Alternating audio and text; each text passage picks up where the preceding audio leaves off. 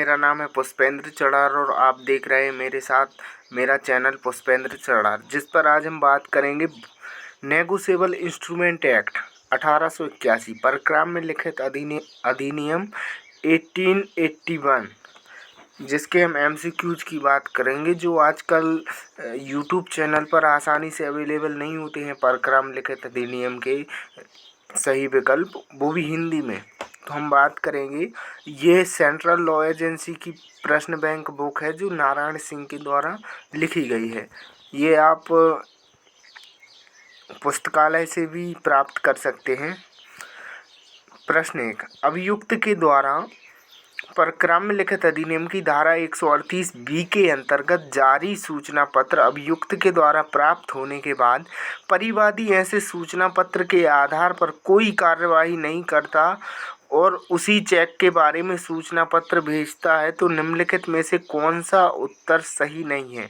तो हमें इनमें से बताना है कि कौन सा उत्तर सही नहीं है। तो इसका राइट आंसर क्या होगा? सी, लेखीपाल के द्वारा प्रथम नोटिस प्राप्त होने के दिनांक से 15 दिन की समाप्ति के तुरंत बाद अगले दिन से 1 माह के भीतर परिवाद पेश किया जाना चाहिए। ये मतलब सही नहीं है। और सही कौन से होंगे? तो जो अदर 3 विकल्प दिए गए हैं वो सही होंगे। परिवादी दूसरी मांग की नोटिस अभियुक्त यानी कि लेखीवाल को भेज सकता है। परिवादी दूसरी मांग की नोटिस के आधार पर परिवाद के पेश कर सकता है, ए और बी दोनों। तो ये दोनों मतलब सही हो जाएंगे में से। अगर परीक्षा में क्वेश्चन पूछा जाए कि इनमें से कौन सा सही होगा तो ए और बी हो जाएंगे। इसमें पूछा गया है कौन सा उत्तर सही नहीं है, तो इसका राइट आंसर सी है। इसकी हम व्याख्या देख लेते हैं। यदि चेक को एक बार पेश करने के बाद समय के अंदर नोटिस ना दिया जा सका हो तो 6 महीने की वैधता काल के अंदर अंदर चेक को फिर से पेश करके कार्रवाई के लिए नया नोटिस दिया जा सकता है। ये कहा गया था Dalmia cement Bharat limited versus galaxy traders agency limited 2001 6 SCC। अब अगला प्रश्न देखते हैं, निम्नलिखित में से कौन सा एक कथन सत्य है? तो हमें इनमें से एक कथन है जो सत्य है वो बताना है। कथन ये क्या कहता है कि चेक के अनादरण के अपराध में धारा 139 परक्राम में लिखित अधिनियम के तहत अवधारणा में विधिक रूप से प्रभावी ऋण या अन्य दायित्व का होना शामिल नहीं करता है। विकल्प बी सही है। विकल्प बी में क्या है? चेक के अनादरण के अपराध में धारा 139 पर परक्राम में लिखित अधिनियम के तहत अवधारणा में विधिक रूप से प्रभावी ऋण या अन्य दायित्व का होना शामिल करता है। इसका राइट आंसर क्या है? बी। इसकी व्याख्या देख लेते हैं। परक्राम में लिखित अधिनियम की धारा 139 के अनुसार जब तक अन्यथा सिद्ध न कर दिया हो यह परिकल्पना की जाएगी कि चेक के धारक ने धारा 138 में वर्णित प्रकृति का चेक किसी ऋण अथवा अन्य दायित्व के पूर्ण तथा आंशिक भुगतान स्वरूप प्राप्त किया है। अगला प्रश्न देखते हैं, दामोदर एस प्रभु विरुद्ध सईद बाबालाल एच के मामले में सर्वोच्च न्यायालय द्वारा बताए गए दिशा निर्देशानुसार यदि परक्राम में लिखित अधिनियम के तहत अपराध के समन करने हेतु आवेदन उच्च न्यायालय के समक्ष प्रस्तुत किया गया है तो चेक की राशि का निम्नलिखित में से कितने प्रतिशत राशि व्यय के रूप में अभियुक्त से जमा करना अपेक्षित है? तो इसका राइट आंसर क्या है? 15%। अगला प्रश्न देखते हैं। अगला प्रश्न, निम्नलिखित में से कौन सा विनिमय पत्र नहीं है? तो निम्नलिखित में से कौन सा विनिमय पत्र नहीं है? तो डिमांड ड्राफ्ट, शेयर, बाद की दिनांक का चेक, इनमें से कोई नहीं। तो इसका राइट आंसर क्या होगा? शेयर इसका राइट आंसर है। इसकी हम व्याख्या देख लेते हैं। परक्राम में लिखित अधिनियम की धारा 5 के अनुसार विनिमय पत्र में किसी एक व्यक्ति द्वारा दूसरे व्यक्ति को किसी एक निश्चित धनराशि का किसी व्यक्ति विशेष को संदाय करने का आदेश दिया जाता है। डिमांड ड्राफ्ट इसका एक उदाहरण है। ऐसा चेक जिस पर आगे की तारीख पड़ी हो उस तारीख को चेक हो जाता है तो उस पर अंकित है, इससे पूर्व तक वह विनिमय पत्र रहता है। हम अगला प्रश्न देखते हैं।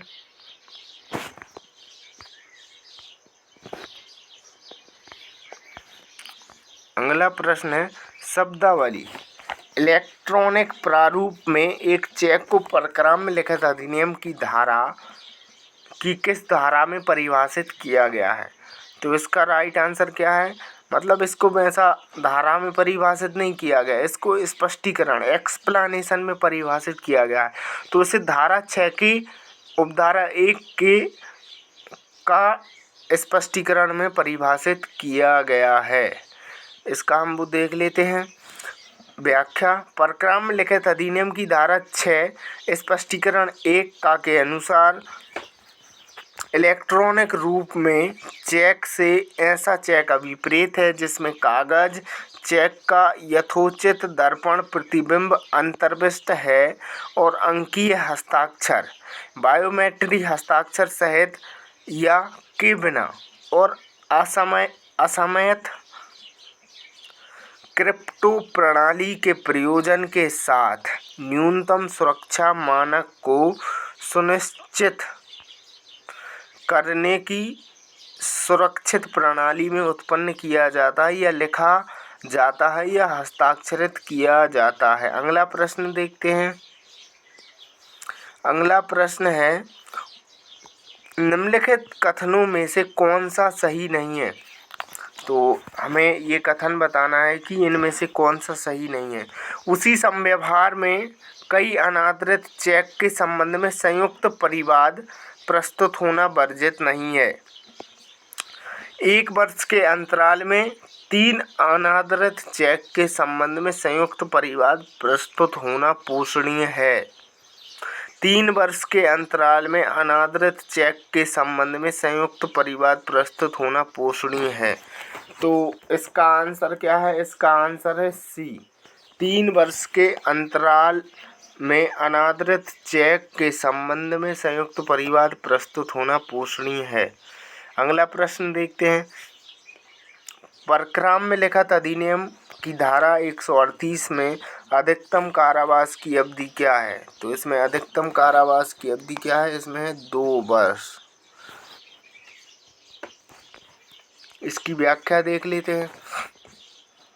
परक्राम्य लिखित अधिनियम 1881 की धारा 138 के अनुसार जब कोई व्यक्ति अपने ऋण या दायित्व से उन्मोचन के लिए किसी व्यक्ति को ऐसा चेक देता है जो निम्नलिखित में से किसी कारण से अनादृत हो जाता है।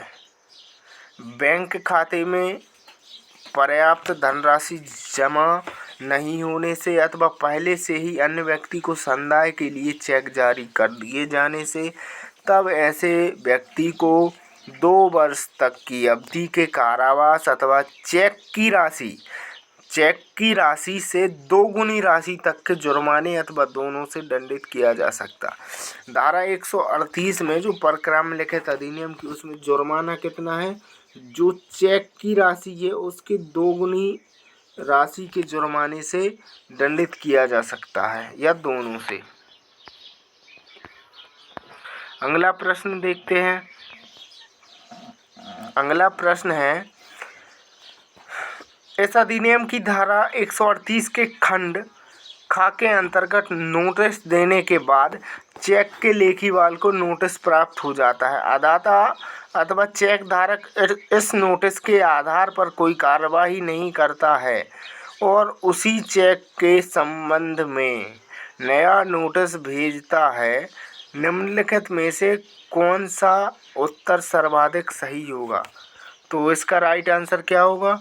इसका राइट आंसर है सी। लेखीवाल को लेखीवाल को प्रथम नोटिस की प्राप्ति के 15 दिन की अवधि के अवसान होने के अनुगामी दिवस से 1 माह के भीतर परिवाद प्रस्तुत की जानी होगी, मतलब परिवाद किया जाना चाहिए।